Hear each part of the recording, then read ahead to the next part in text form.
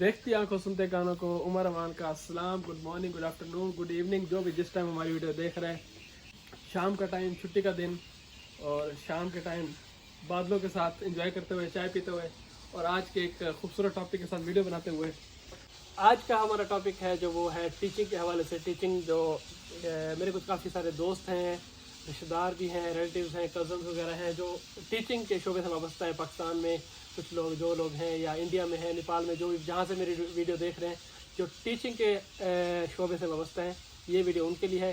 थोड़ी सी मेहनत करके मैंने एक इन्फॉर्मेशन इकट्ठी की क्योंकि काफ़ी सारे दोस्त पूछ रहे थे कि टीचर एज ए टीचर हम कैसे ऑस्ट्रेलिया में माइग्रेट हो सकते हैं, कैसे आ सकते हैं, वर्क वीज़े पे कैसे आ सकते हैं, क्या ईजी है ऑस्ट्रेलिया में वर्क वीज़े पर आना एज ए टीचर।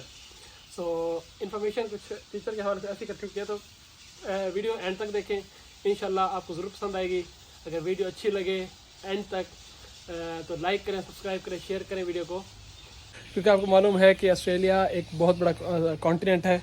तो यहाँ पर लोग मैक्सिमम 2 से 2.5 करोड़ की आबादी है। यहाँ पर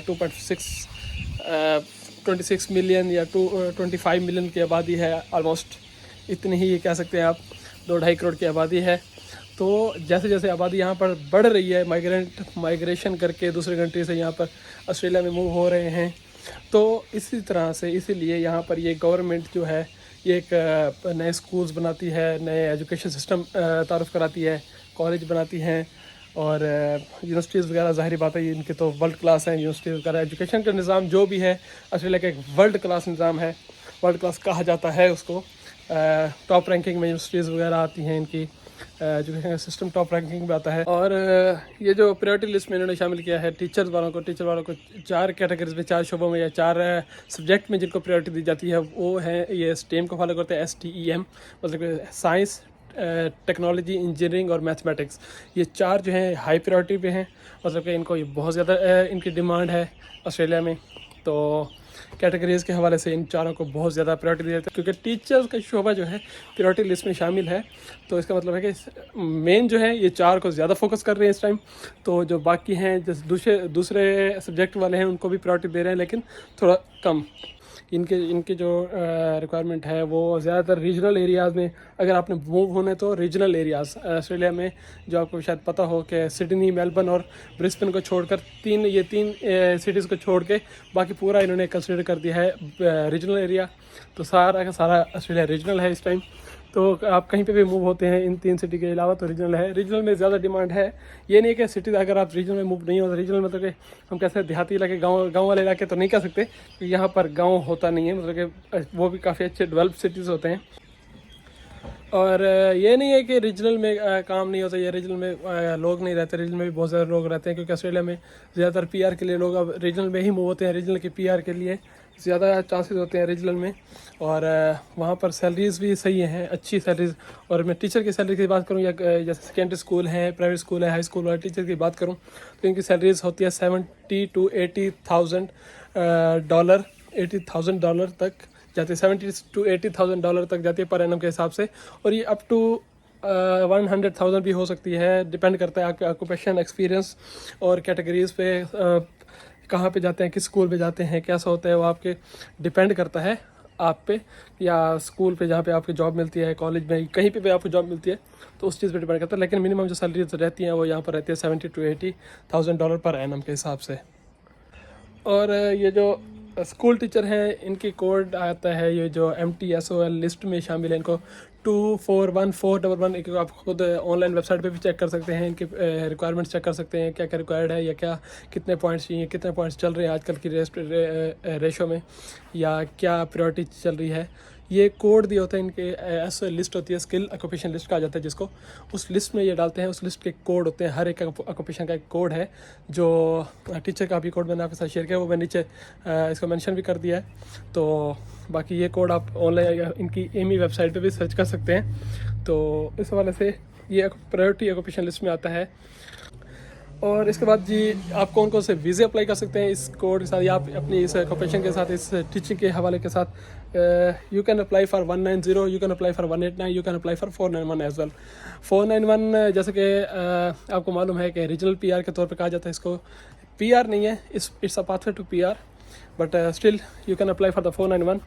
after 3 years you are eligible to apply for the PR 191 सब क्लास, जो कि एक PR है उसको. लेकिन आपको 491 पे रहने के लिए आपको एक रीजनल में 3 साल गुजारने होते हैं. रीजनल में ये टीचिंग जो है रीजनल में काफ़ी पॉपुलर है इस टाइम, टीचिंग का शोबा, क्योंकि PR ज़्यादा इम्पोर्टेंट है वहाँ पर, क्योंकि लोग वहाँ पर आबादी भी बढ़ रही है, जैसे कि मैंने पहले भी आपको बताया. तो 491 एक अच्छा ऑप्शन है आपके लिए. लेकिन आप अप्लाई कर सकते हैं 190 जैसे कि एक स्टेट स्पॉन्सरशिप PR है. जिस स्टेट में आप मूव करना चाहते हैं वहाँ पर आप अप्लाई कर सकते हैं. 190 एक स्टेट स्पॉन्सरशिप PR होती है. जैसे कि आप न्यू साउथ वेल्स में आना चाहते हैं, विक्टोरिया में आना चाहते हैं, या एडलेट वगैरह कहीं पे भी जाना चाहते हैं, western Australia, south Australia, northern territory, या किसी भी स्टेट में आप मूव होना चाहते हैं, तो वहाँ की स्टेट आपको पहले नॉमिनेशन देगी. तो नॉमिनेशन के बाद ही आप वीज़ा अप्लाई करोगे, तो 190 अप्लाई कर सकते हैं. और ये 189 में भी एप्लीकेबल है टीचिंग का शोबा, तो उसमें भी आप अप्लाई कर सकते हैं. 189 तो फेडरल PR है, आप ऑस्ट्रेलिया में कहीं पे भी मूव हो सकते हैं उस पर. अच्छा जी, बात करते हैं अब एलिजिबिलिटी क्राइटेरिया पर. एलिजिबिलिटी क्राइटेरिया जो होता है ये होता है मिनिमम. सबसे पहले तो आएंगे हम एजुकेशन पे. तो एजुकेशन के लिए आपके पास होना चाहिए मिनिमम बैचलर. यहाँ पर जो इन्फॉर्मेशन दी गई है वेबसाइट पर, इनकी इन्हीं वेबसाइट पर, वो होना चाहिए बैचलर ऑफ एजुकेशन होनी चाहिए, या आपकी मास्टर ऑफ एजुकेशन होनी चाहिए. मतलब कि जिस सब्जेक्ट में आप पढ़ते हैं, जैसे फर्स्ट के आप साइंस के टीचर हैं, मैथमेटिक्स के हैं, या इंजीनियरिंग के हैं, टेक्नोलॉजी के हैं, किसी IT के हैं, कंप्यूटर के हैं, किसी भी चीज़ में आपने टीचिंग कर रहे हैं या आपको एक्सपीरियंस है, तो सबसे पहले आपके पास उस चीज़ का बैचलर मिनिमम होना चाहिए.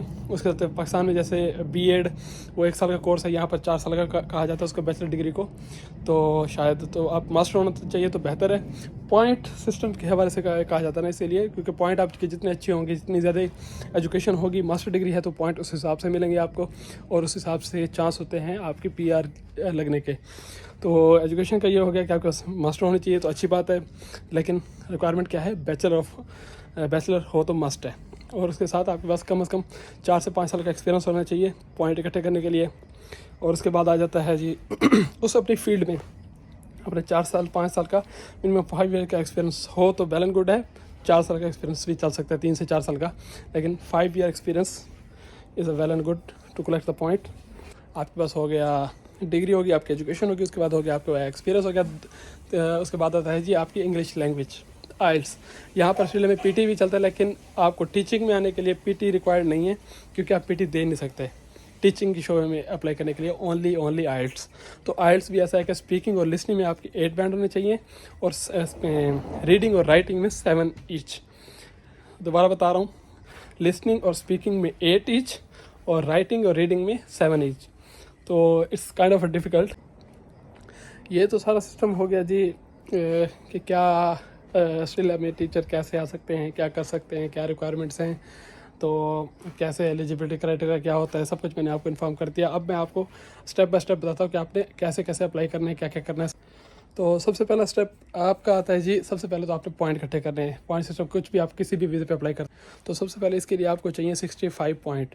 तो 65 पॉइंट इकट्ठे करने के कुछ फैक्टरों के पॉइंट इकट्ठे किए जाते हैं. तो पॉइंट इकट्ठे करने के लिए एज हो गई, उसके बाद फिर आपकी आ गई एजुकेशन, फिर उसके बाद आ गई आपकी स्किल असेसमेंट. तो स्किल असेसमेंट के बाद आपका एक्सपीरियंस आ गया, फिर इंग्लिश लैंग्वेज आ गई. पहला पॉइंट हो गया अपने पॉइंट इकट्ठे करना. तो उसके बाद दूसरा पॉइंट था आपकी स्किल असेसमेंट. तो यहाँ पर ऑस्ट्रेलिया में, जैसे कि मैंने पहले भी अपनी कुछ वीडियो में बता चुका हूँ, स्किल असेसमेंट के हवाले से. स्किल असेसमेंट जो होती है, कुछ भी टीचर हैं, डॉक्टर हैं, इंजीनियर हैं, IT स्पेशलिस्ट हैं, किसी भी फील्ड से, यहाँ पे शेफ़ है जैसे मैं भी, कोई भी यहाँ पर आता है, तो स्किल कंट्री है ये एक तरह से. तो स्किल असेसमेंट, अपने आपकी स्किल असेसमेंट, आपकी नॉलेज, आपकी एजुकेशन असेस कराना बहुत ज़रूरी होता है और लाजमी होता है. तो आपकी अपनी वो जो आपके शोबे की बॉडी होती है, या शोबे की अथॉरिटी की बॉडी जो होती है, जो भी आपको असेस करती है, उसके लिए उनसे करना बहुत ज़रूरी होता है. तो टीचिंग के हवाले से ऑस्ट्रेलिया में जो स्किल असेसमेंट बॉडी करती है, उसका नाम है इट्सल, AITSL. स्किल असेसमेंट करने के लिए आपको स्किल असेसमेंट के मतलब कि आपको ने वो आपके सारा कुछ आपको डाटा मांगते हैं, आपके एजुकेशन का रिकॉर्ड मांगते हैं, आपकी जो भी एक्सपीरियंस है 5 साल का, 7 साल का, 10 साल का, 20 साल का, जितने साल का भी आपको एक्सपीरियंस है, तो उसका प्रूफ देना होता है आपको. तो स्किल असेसमेंट कराने के लिए तो वो मांगते हैं, आपकी पिक्चर्स मांगते हैं, आपकी वीडियोस मांगते हैं, आप कैसे टीचिंग कर रहे हैं, कहाँ पढ़ा रहे हैं, वो सब कुछ आपने उनको रिकॉर्ड देना होता है, तभी जाके वो अप्रूव करते हैं। स्किल असेसमेंट का सर्टिफिकेट आपको पॉजिटिव स्किल असेसमेंट देते हैं। अगर आपकी पॉजिटिव स्किल असेसमेंट नहीं आई तो आप PR अप्लाई नहीं कर सकते, तो आपको दोबारा करनी पड़ती है या कुछ भी। वो आपको वो फीडबैक देते हैं कि हमें ये चाहिए, जो भी उनको रिक्वायर्ड होता है वो आपको प्रोवाइड करना पड़ता है। तो उसके हवाले से दूसरा आ गया स्किल असेसमेंट में आपको आपकी, हाँ जी, दूसरी आपने आपकी सैलरीज वगैरह के सैलरी का रिकॉर्ड जो भी है, सैलरी सर्टिफिकेट, बैंक स्लिपें हैं, सैलरी स्लिपें, जो भी है आपका सैलरी का रिकॉर्ड ज़रूर मांगते हैं वो, ये भी नोट रखें। तो स्किल असेसमेंट में काफ़ी सारी चीज़ें उनको प्रोवाइड करनी पड़ती हैं। थोड़ा लेंथी काम है लेकिन करना पड़ता है, जो कि ज़रूरी डॉक्यूमेंट्स ज़रूरी उनको प्रोवाइड करना पड़ता है, अदरवाइज़ वो ऐसे सेटिस्फाइड नहीं होते और आपको पॉजिटिव स्किल असेसमेंट नहीं देते। तो पॉइंट इकट्ठे करने के लिए मैं एक लिंक डिस्क्रिप्शन में डाल दूंगा।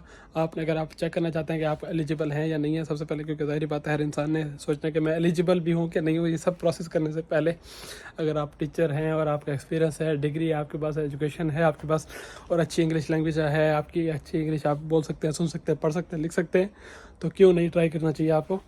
तो ज़रूर ट्राई करें। तो मैं आपको डिस्क्रिप्शन में लिंक डाल दूंगा ताकि जिससे आप चेक कर सकते हैं अपना एलिजिबिलिटी क्राइटेरिया। तो वो एक इमिग्रेशन की वेबसाइट है ऑफिशियली गवर्नमेंट की तो उस पर जाकर आप अपने पॉइंट्स चेक कर सकते हैं कि आप कितने पॉइंट्स आपके इकट्ठे हो सकते हैं।